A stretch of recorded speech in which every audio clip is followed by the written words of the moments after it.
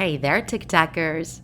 Few things in life are scarier than ghost stories, which are shared from generation to generation.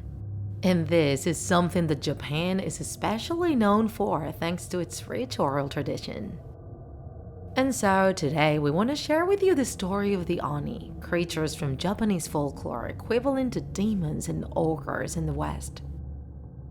The Oni are evil and disgusting beasts who have the goal of dragging the spirits of the deceased into hell.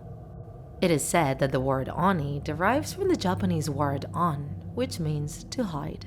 This is because it was believed that these creatures could become invisible and would cause different disasters and plagues in that state. Moreover, they could also transform into different forms to trick people and devour them later on.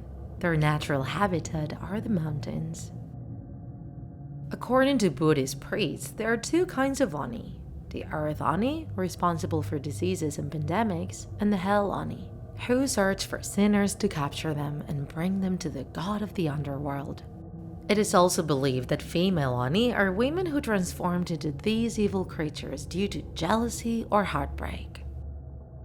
Surely many of you have seen depictions of Oni before, and if you have, you'll know that they can be truly terrifying. They're usually depicted as very strong and enormous creatures where their sharp fangs and long horns coming out of their heads really stand out. Some Oni can have two horns, while others only have one. Their hair can also vary. Some Oni can be bald, while others have very messy hair. And when they transform into humans, their skin always has a very flashy color such as blue or red. They also tend to have an extra eye or finger. They usually wear tiger pelts as clothing, which make them look even more fearsome. And be careful, tiktakers, because they usually carry with them huge and thick metal rods with spikes, which they can use to crush anything in their path. This weapon is known as a kanabo. And if their outside appearance is fearsome, you can't imagine how they are on the inside. The Oni were evil people in life who turn into even more evil beings after death.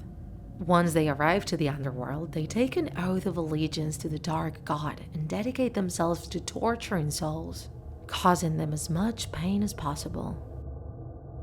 This figure is so feared that many Japanese villages celebrate annual ceremonies to fend them off. These ceremonies are usually carried out in the spring during the Setsubun festival. The neighbors throw soy out of their houses while yelling "Oni wa soto, fuku wa uchi," which basically means the Oni outside, the blessings inside. It is also believed that the statues of monkeys or holy trees can also protect people from those creatures. These evil beings are so integrated into Japanese culture that we can see them in different kinds of games such as hide and seek. In Japan, they call this game Kakure Oni, which means hidden Oni. Moreover, the Oni are also present in many quotes and proverbs. Since the Oni have been so feared throughout Japanese history, the Japanese have also used them to repel bad luck, and some even believe they actually bring good luck. In Japanese culture, it is also pretty common to use masks which are worn during festivals, in theaters, and during particular rituals. These masks started being used around the year 300 BCE, representing different creatures, animals, and demons, including the Oni. The most common of these are the samurai masks, the theater masks, and the masks used during holidays. The samurai wore their masks to protect themselves, as well as intimidate and terrify their foes. Those masks also used to have a malevolent smile, as well as fearsome fangs. The theater masks are called no. They are very light and adjust so well to the wearer's face that they change expression according to the movements of the actor. One of the most iconic is the Hanya mask. And lastly, there are also masks used for different holidays.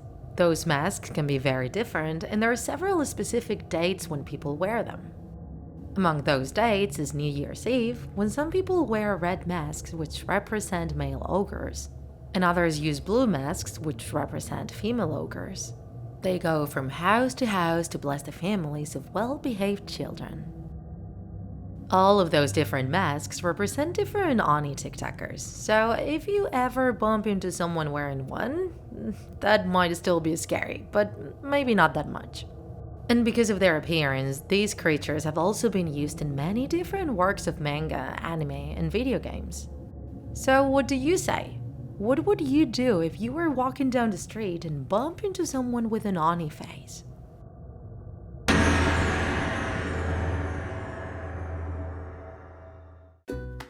If you enjoyed this video, don't forget to like it, and if you want to see more Draw My Life videos, subscribe to our channel. See you in the next episode!